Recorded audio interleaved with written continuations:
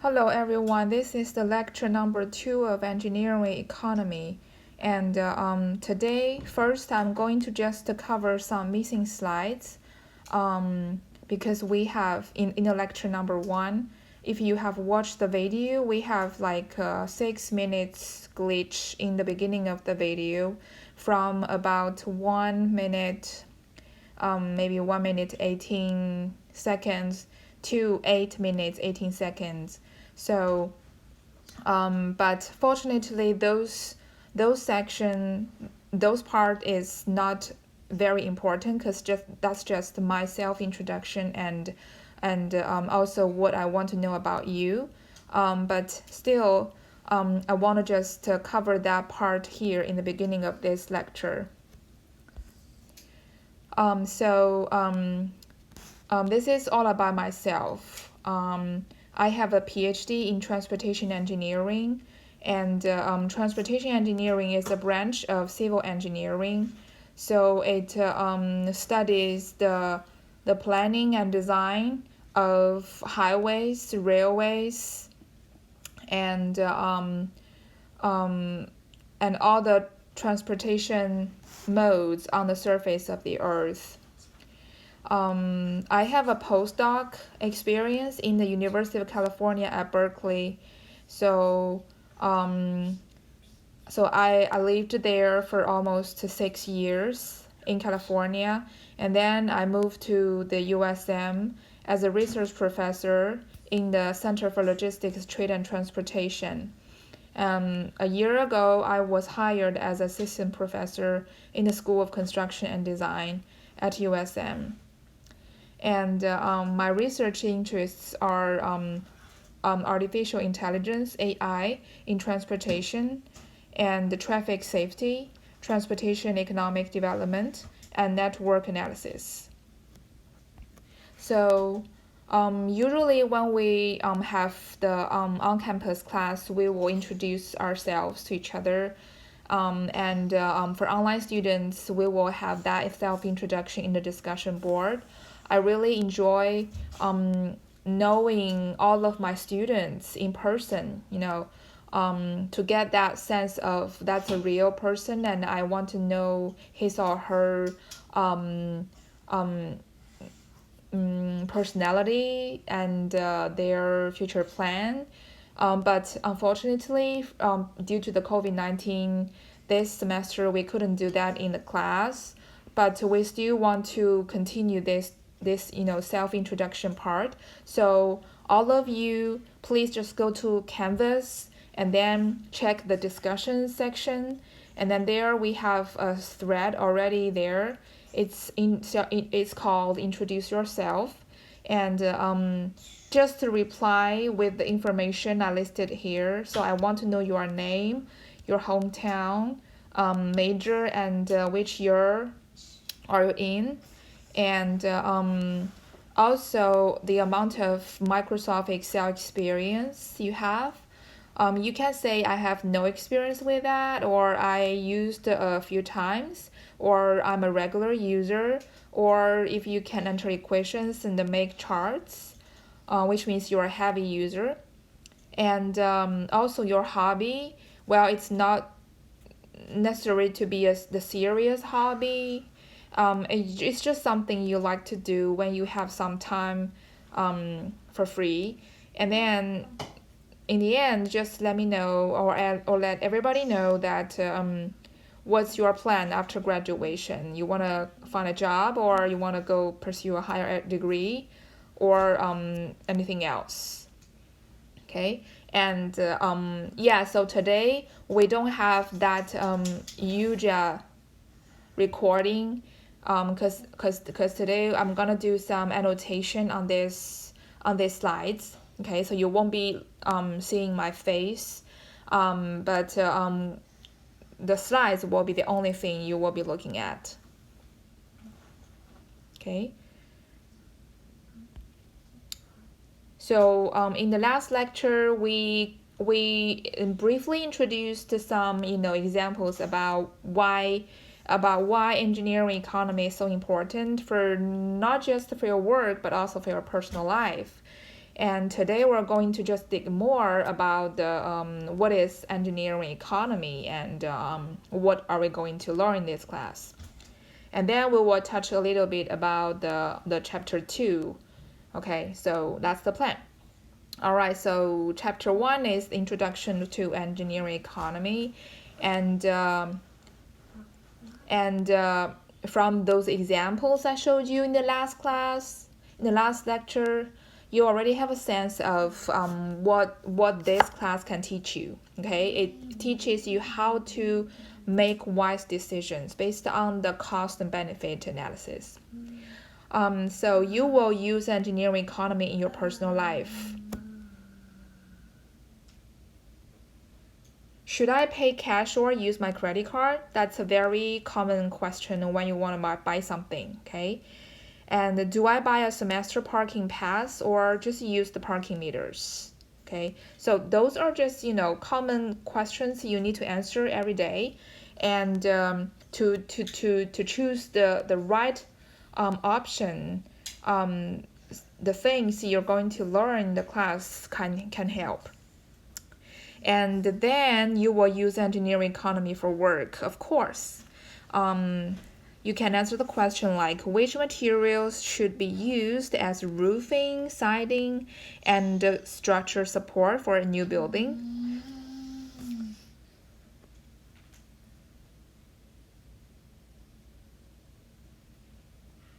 And also some question like which equipment should be selected for a new assembly line.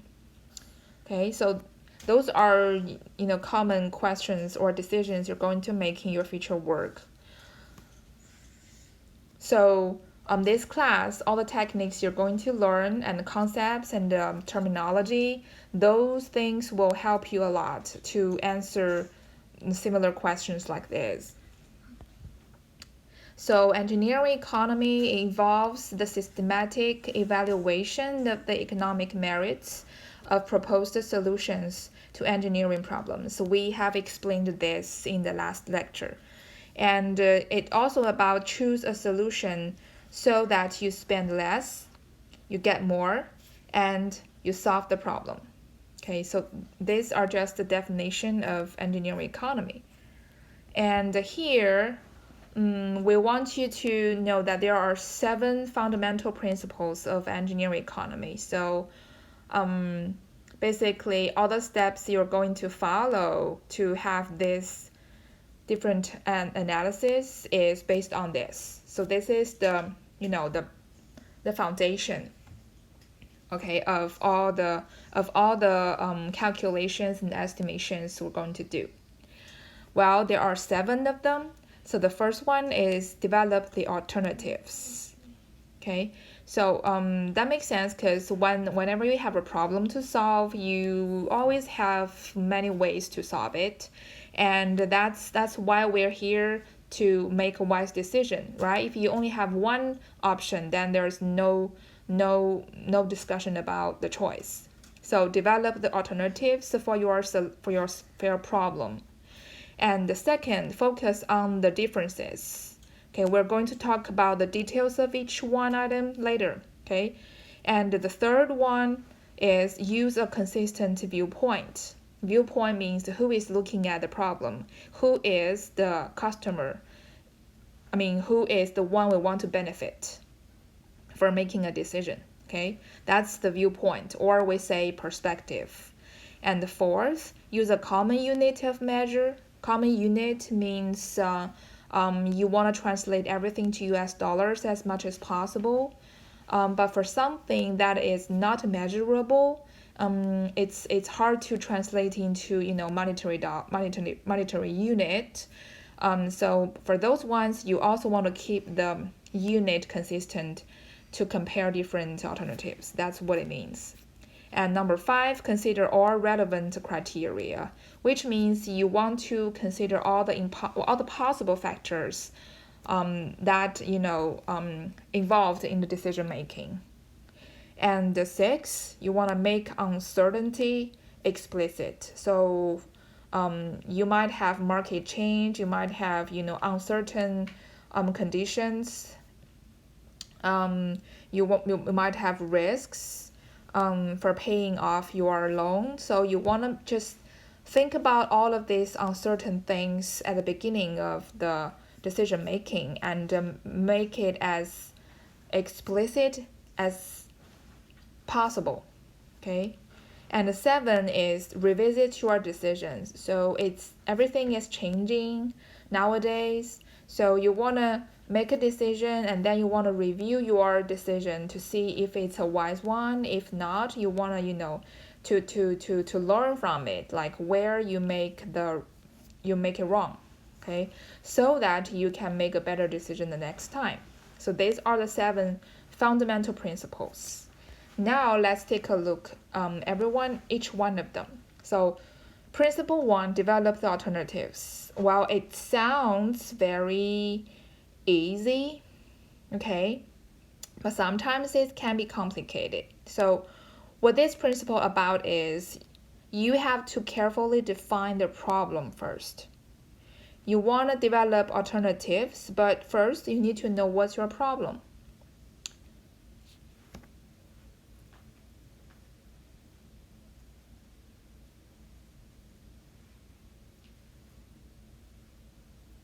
Okay? Because without knowing the right problem, your alternatives might be, worthless. And whenever you have the problem correctly defined, that's the time you produce multiple solutions. Okay, so you want to carefully define the problem. And keep in mind that making no change to the current situation is always one possible solution. We might ignore this option, right? Because you always want to make a change, make something different. But you have to know in the real project, sometimes no change is also one option. Like you just stay as is and see if it can be worse. Sometimes if you take an action, maybe it's even worse than just doing nothing. So keep in mind that making no change to the current situation is always one possible solution. Now let's take a look at this example. So what is the real problem of this company? Okay, this is a complicated case. That's where you have to carefully define the problem first. So the management team of a small furniture manufacturing company is under pressure to increase profitability to get a much needed loan from the bank. Okay, to purchase a more modern pattern cutting machine. One proposed solution is to sell waste wood chips and shavings to a local charcoal manufacturer instead of using them to fuel space heaters for the company's office and factory areas. So they already come up with one solution, but let's just stop there. Let's just define the problem first, okay? And so here I highlighted 3 items. Looks like they are 3 problems. So first, the company want to increase the profitability. They want to make more profit. Second, they want to get a loan from the bank. Third, they want to buy a new machine. Okay, so what is the real problem for this company? Just think about that. For the company,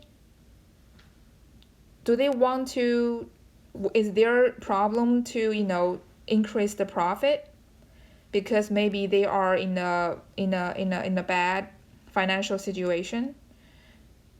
And the second, do they just want to have a loan from the bank to get more money from the bank?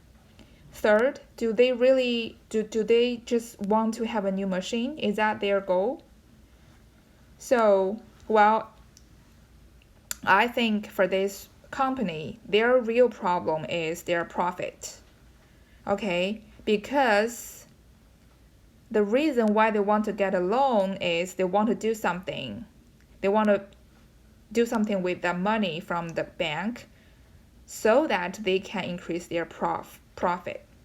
Okay, and although they want to buy a new machine, the reason behind that is they want to use the new machine to produce more modern or more products in a short time so that they can cut their cost. But to do that, it's still, the reason is they want to increase their profit. So for this company, the real problem is not to get a loan, is not to get a machine, it is to increase their profit. Okay, so that's why we say sometimes it can be complicated. You have to pay attention to the real problem. And once you have defined the problem, like this one, you want to increase the profit, now it's a time to come up with many solutions. Like one solution is you can produce more and then you sell more and then you have more revenue and then you have more profit, right?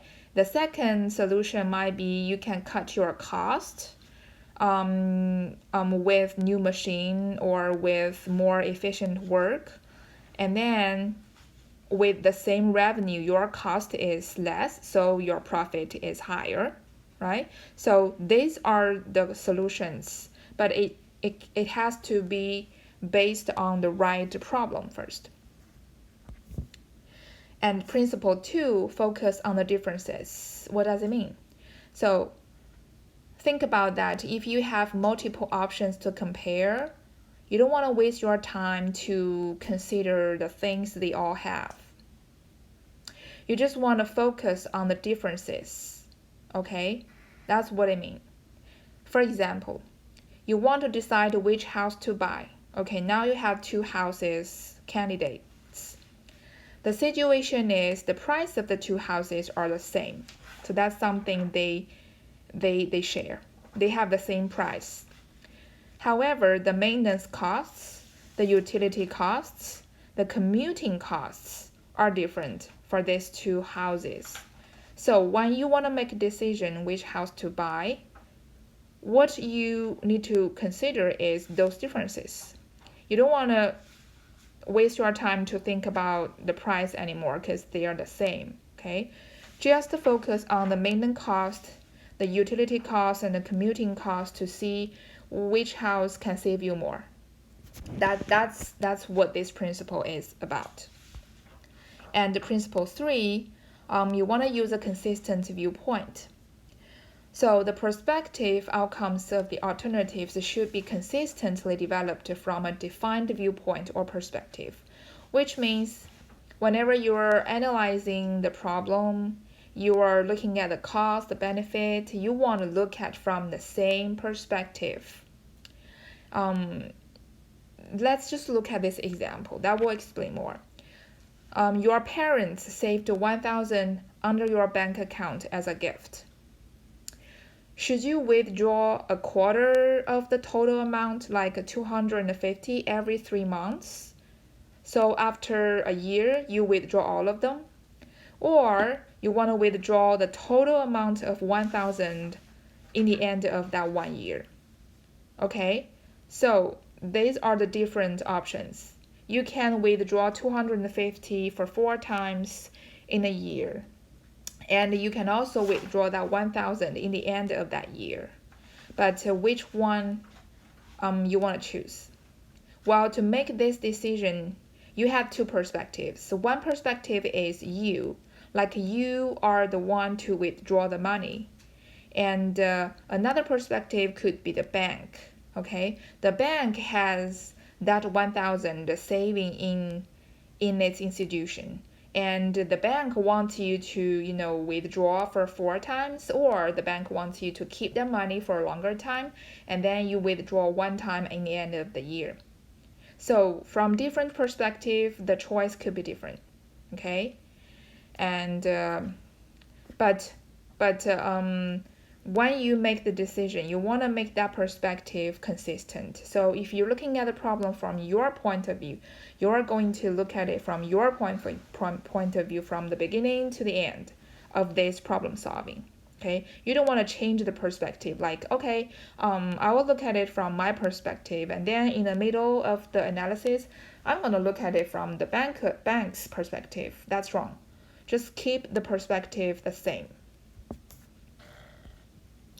And principle 4, use a common unit of measure. This means that you want to use a common unit of measurement to enumerate as many of the prospective outcomes as possible. That will simplify the analysis of the alternatives. So you want to translate all the outcomes into the same monetary unit, for example, US dollars, so that you can have 2 or 3 options compared in the US dollars. That's the easiest way, okay? Or if you're in Canada, you can translate everything into Canadian dollars. That's the meaning of this principle. Just use the same unit. And principle 5 is to consider all relevant criteria. Criteria means the factors you consider. So the decision process should consider both the monetary criteria and other unit of measurement. Okay, one example is we're talking about if Gulfport, the city of Gulfport, if it needs a new passenger railway connecting Gulfport with New Orleans. Do we need that? Make the decision. So the criteria to consider is, of course, about the cost of this new railway, and then the benefit, right? How many passengers will buy the ticket? That's the revenue for the railway company. And how many passengers will visit Gulfport and spend money in the restaurants and the hotels?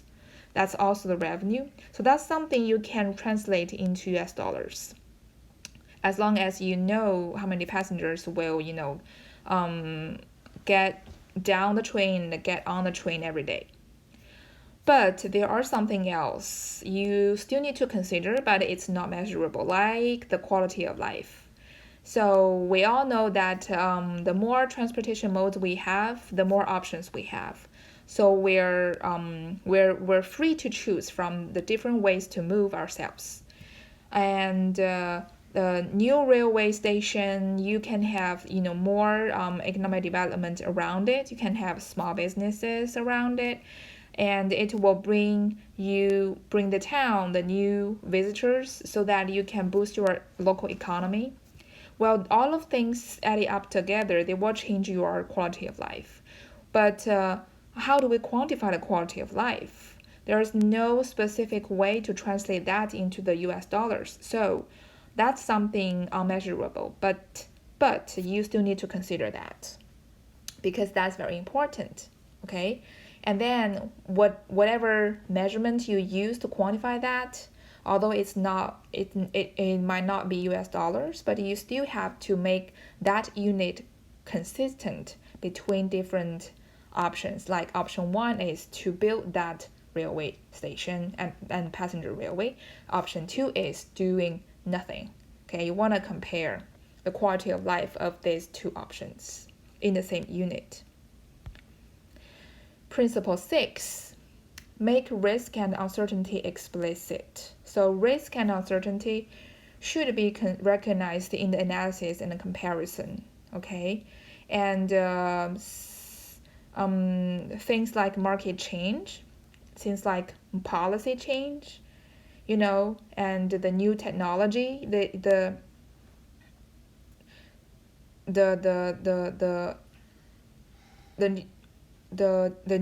new technology will change the way of our production and the way we communicate.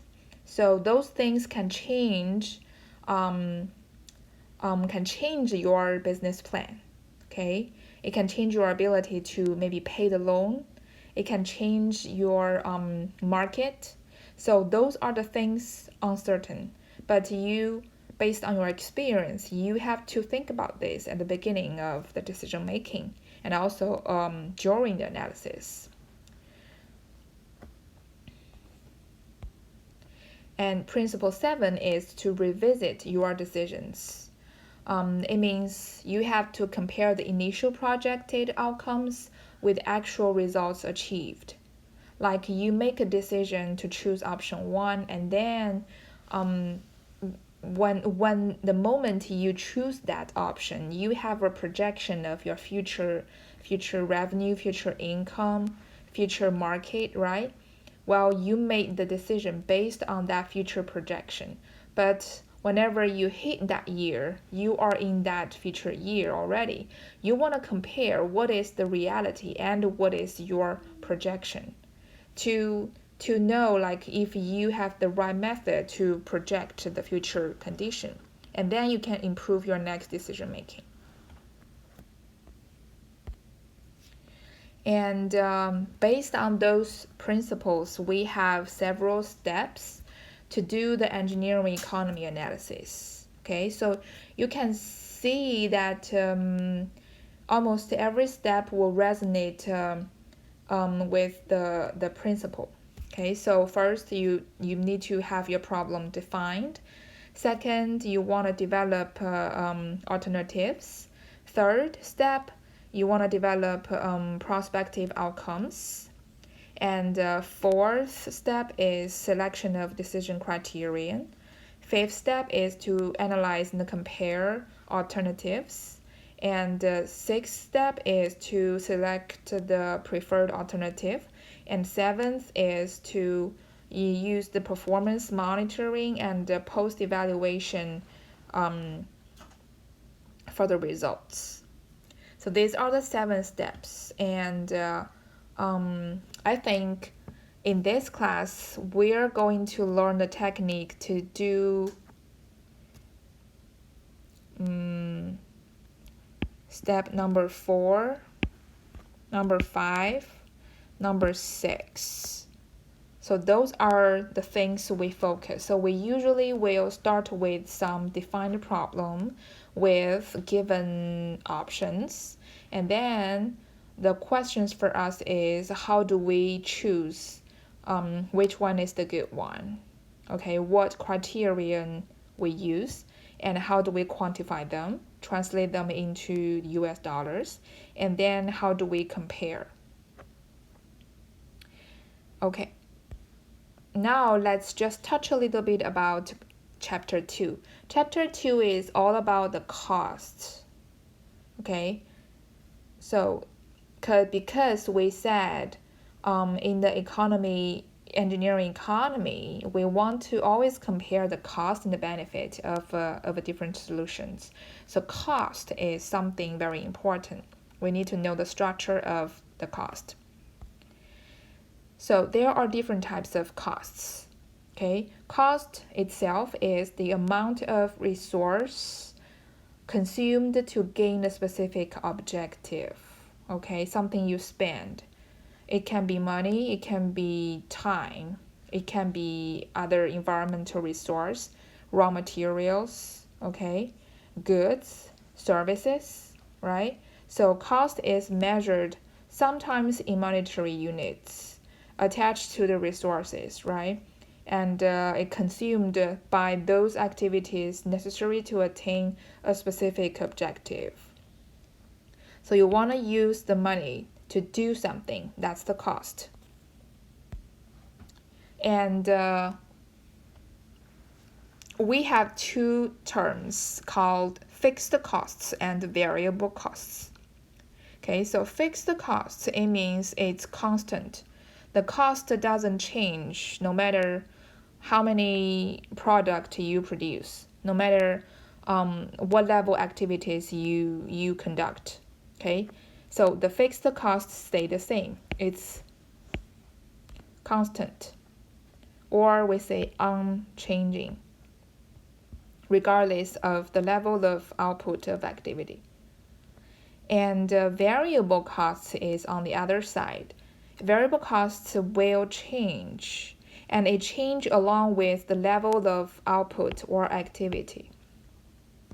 So if you produce more, you cost more variable costs. Okay, you spend more on the variable costs, like the material you use to produce your product.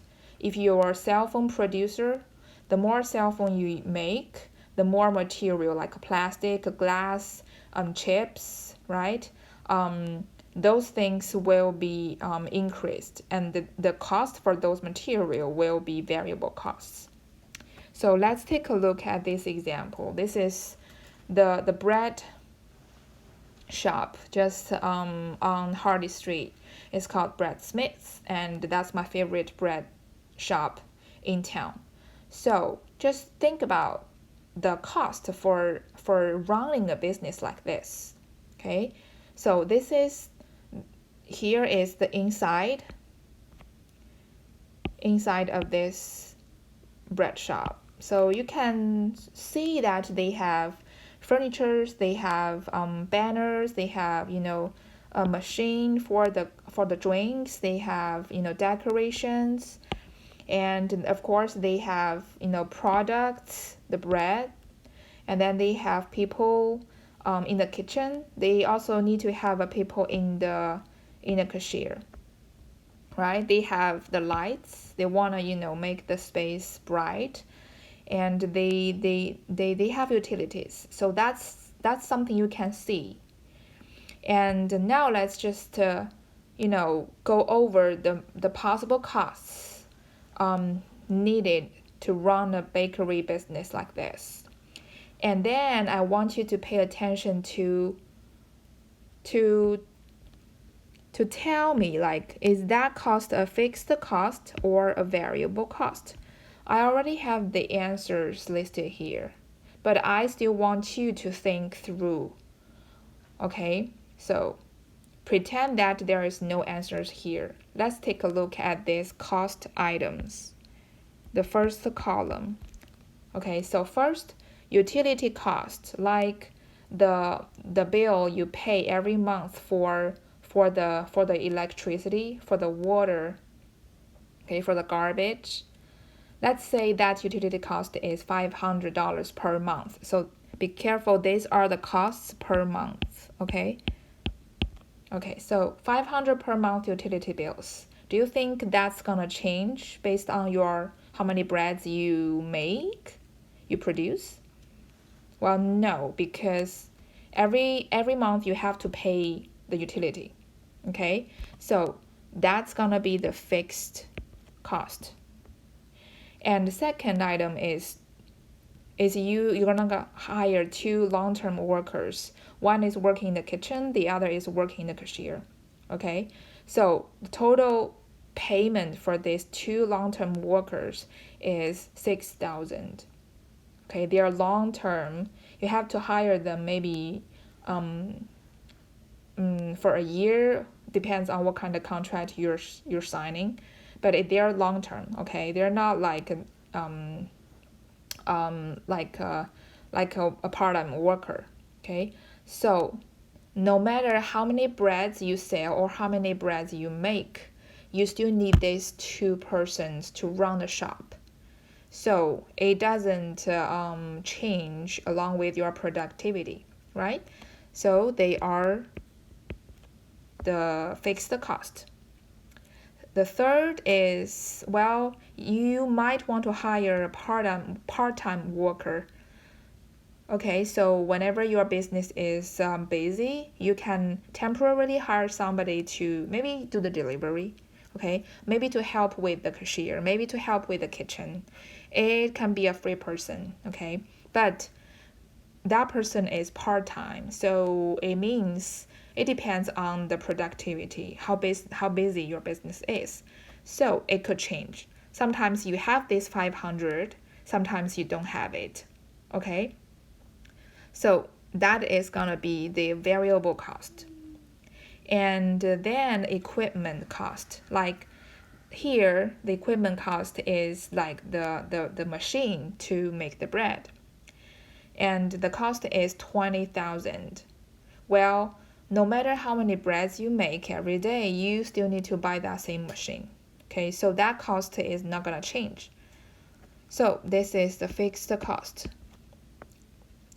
And then the next item is the furniture. Okay, you see that tables and the shelves and the countertop, okay, those are the furniture for that shop. And those furniture is gonna be there, and you still need to pay that 10,000 for that furniture. You cannot say like, okay, I don't sell bread today, or I don't make a bread today, so I don't need that table.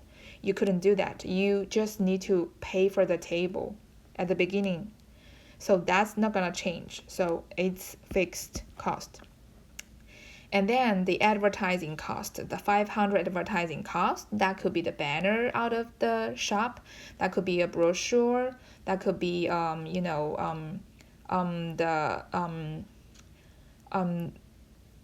the envelope you just mail to the residents to let them know that you are there. So those are the spendings that you have to spend, no matter your business is good or not, no matter how many breads you make every day. So this is also fixed cost. And then the materials like the flour, okay, the sugar, the milk, the yeast, those stuff you are going to need for making bread. Well, those things are gonna change because the more bread you make, the more flour, the more sugar you need. So the cost for the materials are definitely going to change based on the productivity. So this is variable cost. And then the rent, how much you pay for having this place. Well, the rent is something fixed because even though you don't sell a bread, even though you don't make a bread for a day, you still need to be there. You still need to open that shop. You have to pay for that location. So this is fixed cost. And insurance. To run that shop, you have business insurance. Well, that insurance doesn't change along with how many breads you make. So this is also fixed cost. And then the accountant, the service for the accountant, like every year you need to have an accountant to account your business. Well, that is also fixed. Okay, it doesn't change no matter like how many bread you make. So just try to think about fixed cost and variable cost in this way, and then try to practice it. So in the future we might have a similar problem for you in a homework or in a exam or in a test. Okay, and for that I will give you some cost items, and then I want you to answer if that cost is fixed or variable. So please think through all these items and then see if you have the same answer as what I have here. Okay.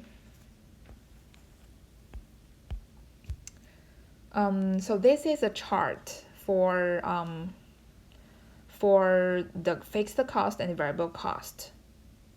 So it's a generic chart. It doesn't based on any real numbers, but it just show you, okay, if you have the horizontal axis as units, like how many products you make, and then you have the vertical axis as price. Okay, so the fixed cost is something doesn't change no matter how many units you make. So if you make 0 products, the fixed cost is still there. Maybe it's 1K. And then if you make 2 products, it's still 1K, right? Because it's a flat line. And then if you make 4 products, it's still 1K, right? So that means this fixed cost doesn't change along with the number of units.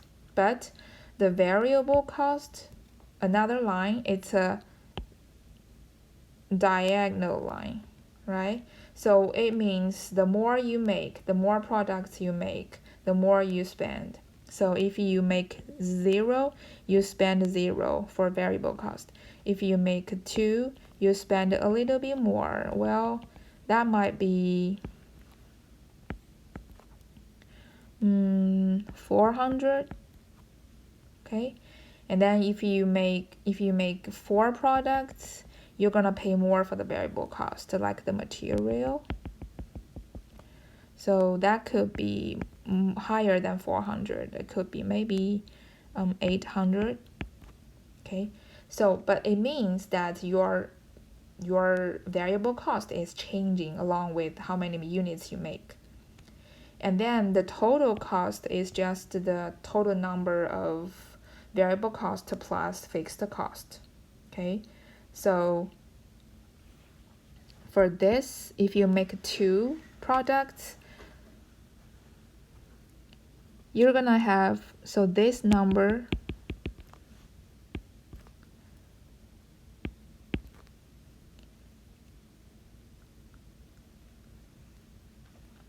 will be the fixed cost, which is 1K, plus the variable cost, which is 400.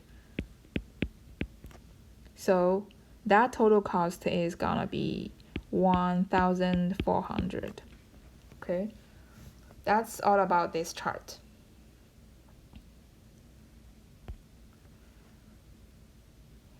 Okay, now it's another pair of different types of costs: marginal cost and average cost.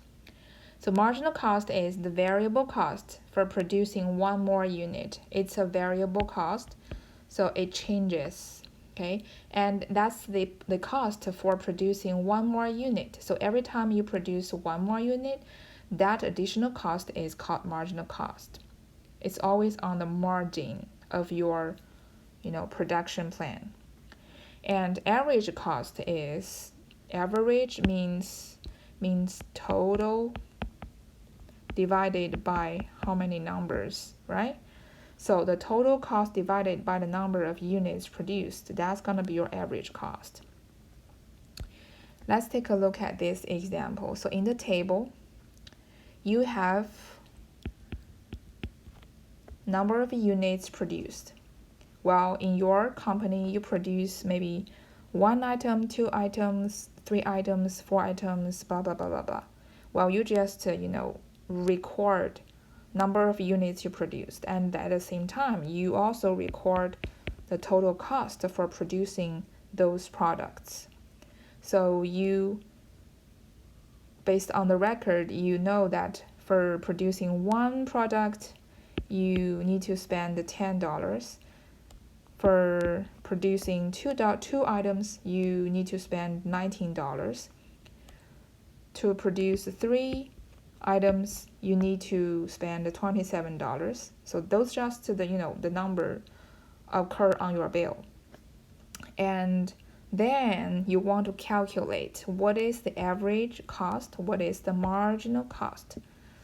Okay, so average cost is the total cost divided by the number of units produced. So that's gonna be column B divided by column A, right? This is column B and this is column A. Okay, so the average total cost is, for if you produce one item, the cost is the total cost, which is 10, divided by 1, right?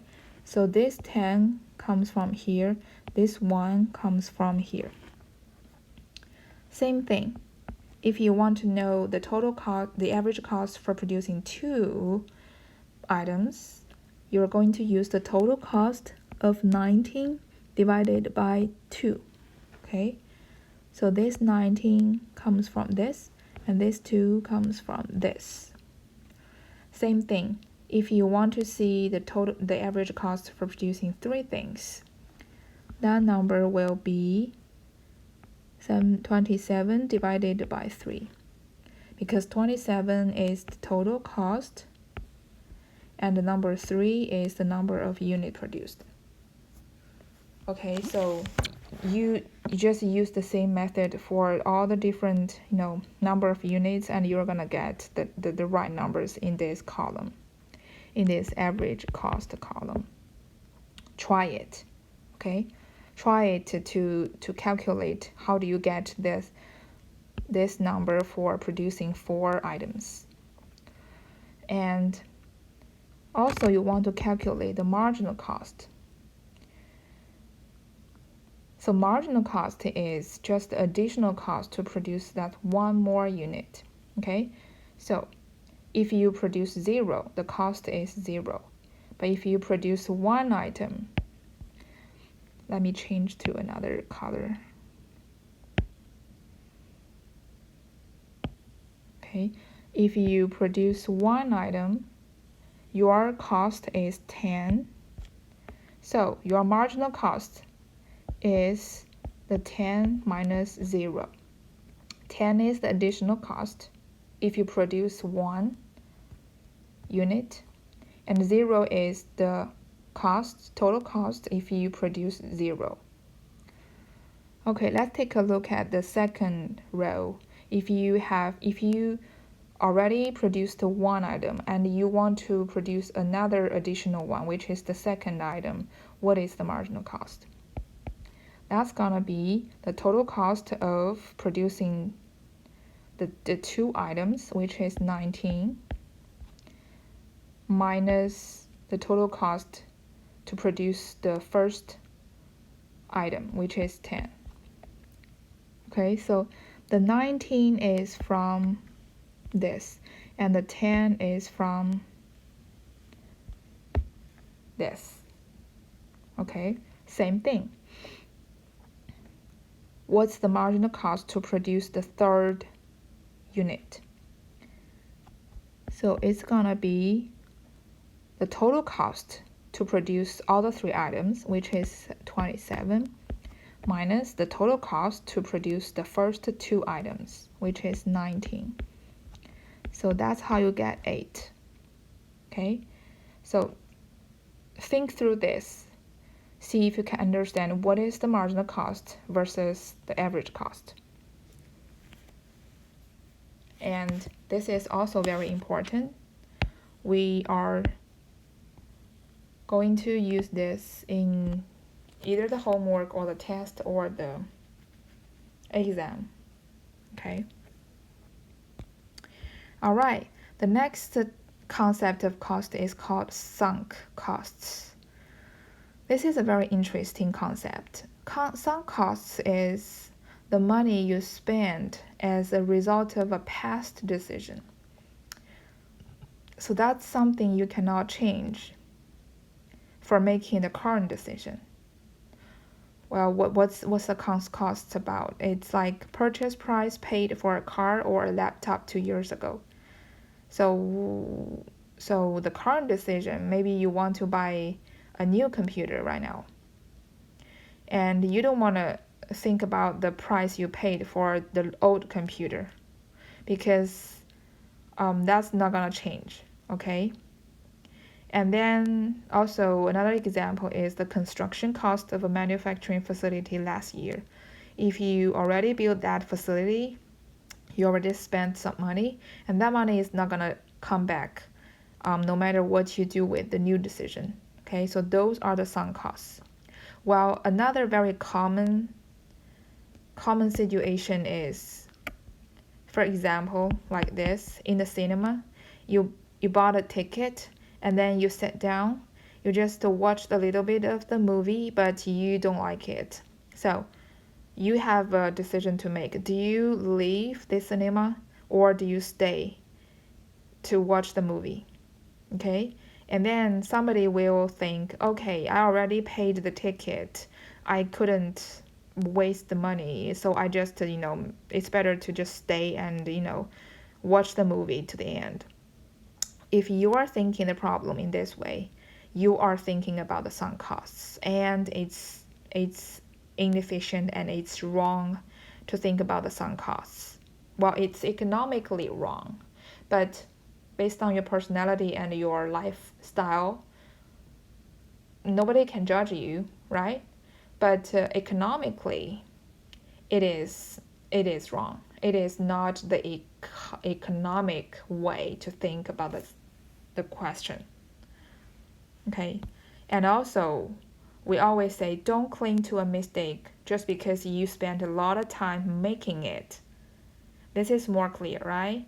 So whenever you make a decision, don't think about the payments or the thing you have already did before, because those things are not gonna change. And this is about the sunk cost. Very interesting. Okay, another concept is called opportunity costs. We talk about opportunity cost a lot. It's a very common concept. So opportunity cost is a benefit that is foregone by engaging a resource in a chosen activity instead of engaging that same resource in a foregone activity. Okay, so you have two options. You choose one, but you have to think about the thing you lose for not choosing the second option. So, for example, travel to the in New York City for a summer vacation may cost you $5,000. But at the same time, you lose the opportunity to earn $3,000 as an intern in Hattiesburg. So if you go to the travel, you will pay $5,000 for that travel. But that's not the only cost. You have to think if you stay in Hattiesburg, if you find an internship, that internship will pay you $3,000. And because you go to the travel, you don't take that internship. So that $3,000 payment for that internship is something you lose as well. So your total cost is gonna be $5,000 plus that $3,000, $8,000. That's your cost for choosing to travel instead of taking the internship. Okay? There are other types of costs. Some costs called recurring costs. So that's the cost anticipated and occur at regular intervals, like monthly rent pay, monthly bills for utility. Those are something, you have to do every several time period. And another item is called non-recurring costs. So non-recurring cost is just something happen one time, like the money you spend for the equipment. You just buy the equipment at the beginning, and then it's done. You don't have to, unless you lease it, okay? You don't have to, pay it every month. And so it's very easy to distinguish these two concepts. And the direct cost and indirect costs. So direct cost is something can be reasonably measured. So you can quantify that, okay? You can allocate those resources to a specific output of work activity, like the material cost. You can clearly say for that material, for that one product, how much material cost is spent. Okay, that's easy to quantify and that's easy to allocate. But there are something else like the administrative cost. Like for the people who managing this whole thing, it's hard to allocate the cost for their work. Okay, so if you pay somebody like $1,000 to managing the production line, it's hard to say, okay, that $1,000, maybe 10% of it is allocated to produce this product and 20% of his salary is allocated to this product. It's hard to say that because everything is combined or integrated together. He just managed the whole line. Okay, so those are the costs that are hard to allocate to a specific output. So for that cost, we call it indirect cost. Okay. And the very last thing we're going to talk about is the life cycle cost, the chart for a typical project. Well, two lines you need to pay attention to. One line is this. Okay, that's called cumulative life cycle cost. So this is the cost you actually pay at every stage of your construction project, let's say that. So at the beginning, the first thing you're going to do for your construction project could be the needs assessment. What type of construction, what type of structure you're going to have, definition of requirements, right? It's just a preliminary design work on that, or conceptual work on that project. And to do that, usually you just pay a little bit percent of your total cost of the project. You might hire somebody to, have the conceptual design, but that cost is very little. So this is just, you can see that the cost for this is very, very little. Maybe just 2% of the total cost. And then you're going to have conceptual design and then advanced development, prototype testing. So those are some, you need to, pay somebody to do that, and that may need some cost, additional cost. And then those costs are gonna be a little bit higher, but still it's just maybe 5% of all the costs, right? And then you move on to the third stage. That's gonna be detailed design. Okay, now you have to be serious. You hire somebody to design the real structure, and everything should be specified. And also you need to have a plan for the facility, the resource acquisition, that kind of stuff. So you are serious right now. Okay. And at this moment, you might need to pay more to hire somebody to work on that. So maybe that's 15% of your total cost. And then the next stage is you want to do the production or construction. Okay, things get started. Okay, you have equipment on the site, you have the site ready, you have other workers on the site. That will cost you a lot. Okay, wow, that's a big chunk of cost. Could be 60%. Okay. And then after that, you need to hire somebody to, manage things, to operate this, okay, to maintain and to support the facility. And then you might have the whole structure disposed, and retired. So that's the end of the life cycle. Okay, so this line tells you at what time how much you spend. But another line, very important, is this: potential for life cycle cost savings. So that's to tell you how much you can save if you make a right decision at each stage. So at the beginning, like in the very beginning of the design, that's when, if you can make the right decision, or if you can switch from a wrong decision to a better one, you have this much opportunity to save. You can save this much. Okay, you can save maybe 80% because you make a right decision at the beginning. But whenever the stage goes on, that potential will decrease, okay? So the possibility for you to save is less, and how much money you can save is also less.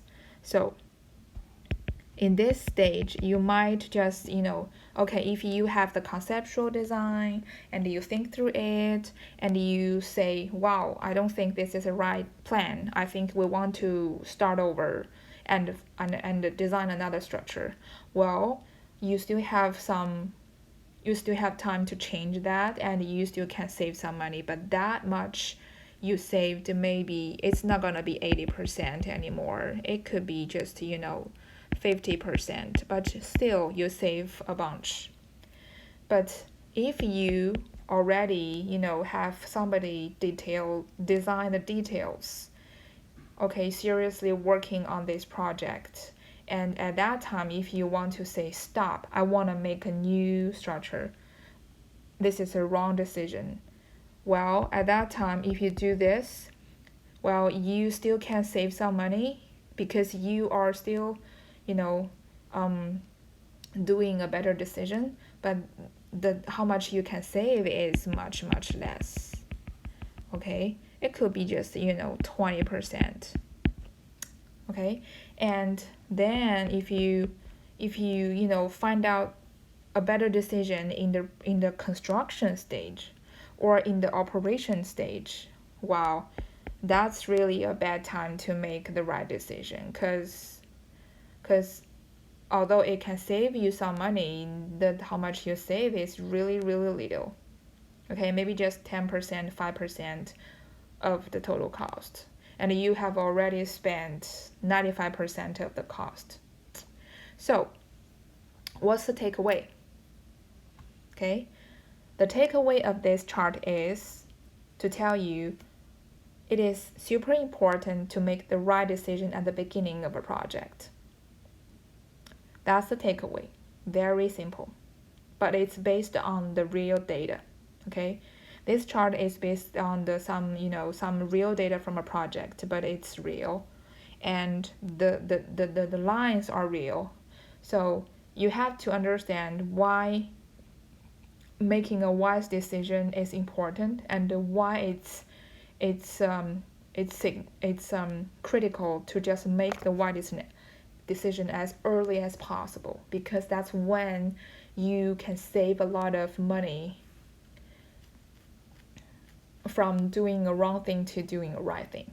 Okay, all right, so this is all about today's class. Okay, so we have covered chapter 1, and we have touched a little bit about chapter 2. Very interesting concepts about the cost, and I want you to deeply understand the difference between fixed cost and variable cost. Also, I want you to understand the difference between the marginal cost and average cost. How do you calculate? Okay, so that's the two major things you need to work on. All right, so see you next week.